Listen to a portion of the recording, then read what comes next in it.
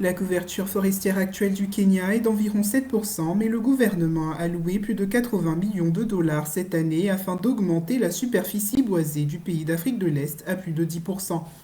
Félix Koskei, chef de cabinet et chef de la fonction publique, encourage les habitants de Nairobi à planter plusieurs arbres pour atteindre cet objectif.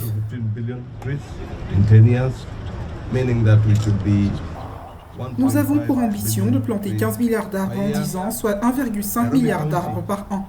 Le comté de Nairobi doit donc faire croître entre 10 et 15 millions d'arbres sur cette période.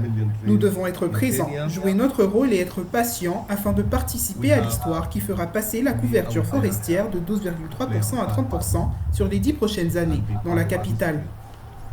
That will not only grow the forest or the cover from 12.3% that we have today to 30% in 10 years.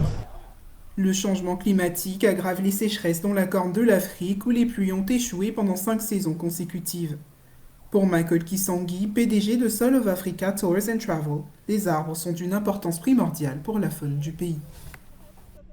It's a great opportunity for everyone, even Kenyans, to get an opportunity to plant trees. C'est une excellente opportunité pour tous, même les Kenyans, de planter des arbres, car nous devons prendre soin de notre environnement. Le faire ici dans le parc est crucial car c'est là que nous avons la faune et les arbres font partie de la nature sauvage. Ainsi, nous prenons soin de l'environnement et cela nous reviendra certainement.